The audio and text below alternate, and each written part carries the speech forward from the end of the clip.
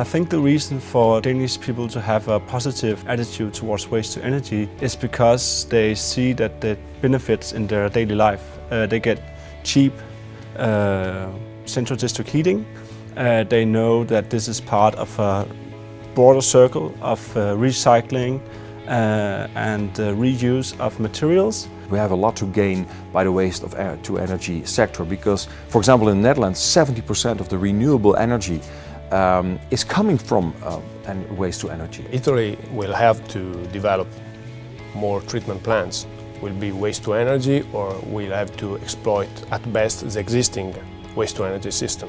Otherwise, southern regions, which still rely heavily on landfilling, will have to continue to export waste to other countries. The Netherlands is very enthusiastic about investing in energy from waste because we have a lot of populated areas where residual waste is being generated.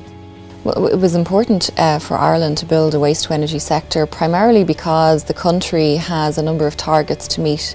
We have to reduce greenhouse gas emissions under the climate change agenda, we have to divert residual waste from landfill, and we need to produce renewable energy, and waste-to-energy plants can do that.